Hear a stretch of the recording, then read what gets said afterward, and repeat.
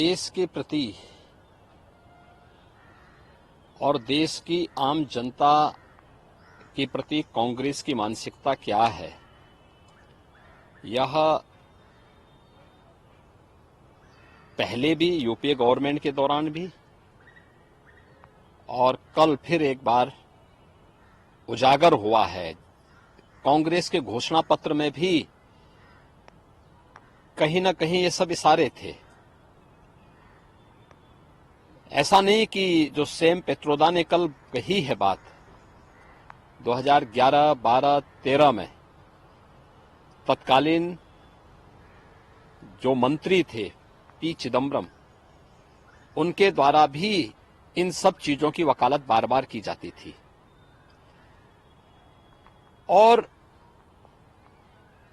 कांग्रेस जिसने देश के संसाधनों को लगभग 60-65 वर्षों तक लूटा, अब उसकी नियत लोगों की, आम जनता की संपत्ति पर लगी हुई है और आम जनता की संपत्ति पर लगे होने के कारण ही अब वह इस विरासत टैक्स की बात कर रहा है और फिर इसको बांटेगा उन लोगों को जो घुसपैठिए हैं।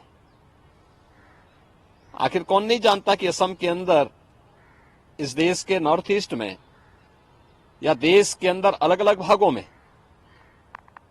जो करोड़ों की संख्या में घुसपैठी आए हैं, रोहिंग्या आए हैं, इनके पीछे तो कांग्रेस का ही वोट बैंक की पॉलिसी है। तो वह देश की कीमत पर राजनीति इन्होंने पहले से ही करते रहे हैं और विरासत टैक्स उसी का हिस्सा है।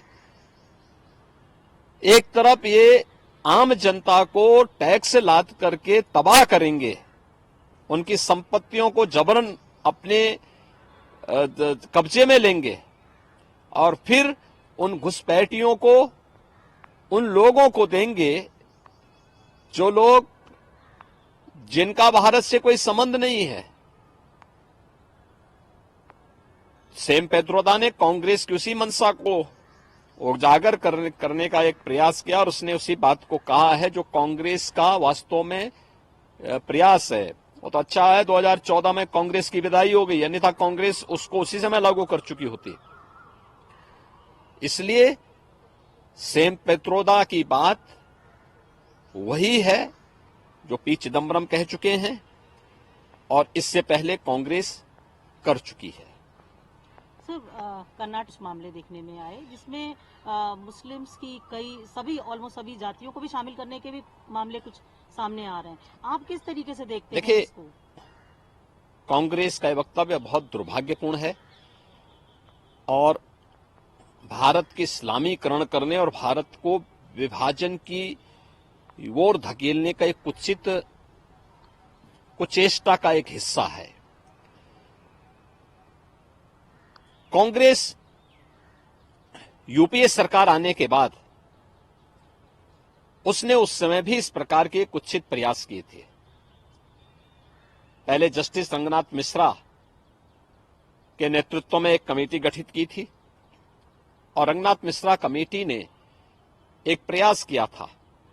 उस समय भी उस कमेटी की जो रिपोर्ट थी वो इस बात की ओर ध्यान आकर्षित करती थी कि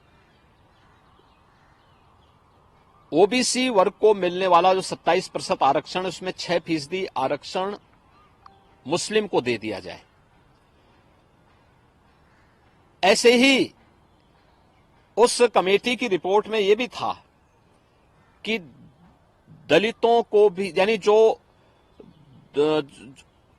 लोग कन्वर्ट हो चुके हैं मुसलमान, उन लोगों को भी दलित का एक हिस्सा, मुस्लिमों का एक तबका ऐसा है जिसको दलित का पार्ट बनाया जाए। दलितों को मिलने वाले जो सुविधाएं उसके अनुसार भी उनको ट्रीट किया जाए। उस समय भारतीय जनता पार्टी ने बहुत बड़ा आंदोलन किया था। तो चाहे वह जस्टिस रंगनाथ मिश्रा कमेटी की रिपोर्ट यूपीए गवर्नमेंट के समय रहे हो या सच्चर कमेटी की रिपोर्ट, ये ओबीसी, एससी, एसटी के आरक्षण के अधिकार पर डकैती डालने की कांग्रेस की कुत्सित मंशा का प्रयास था। और प्रधानमंत्री मोदी जी ने जिन मुद्दों की ओर देश का ध्यान आकर्षित किया है, जिस पर उन्होंने कहा है कि ये तो ये अनुसूचित जाति, जनजाति और पिछड़ी जाति के लोगों के हकों में ये लोग लूट करना चाहते हैं, लूट मचाना चाहते हैं। आपने कल कांग्रेस की कर्नाटक की गवर्नमेंट के उसको देखा है, जिसमें उन्होंने कहा कि साहब हम मुसलमानों को 32% आरक्षण देंगे। ये चीजें क्या है? ये सच उजागर हो रहा है और कांग्रेस के कुछ सांसद भी सैम पेत्रोदा की बातों का समर्थन कर रहे हैं। जो सांसद पद के प्रत्याशी हैं वे लोग समर्थन कर रहे हैं। तो ये चीजें दिखाती हैं कि इनकी मंशा देश के प्रति अच्छी नहीं है। अनुसूचित जाति, जनजाति और पिछड़ी जाति के लोगों को मिले हुए संवैधानिक अधिकारों से ये लोग वंचित करना चाहते हैं।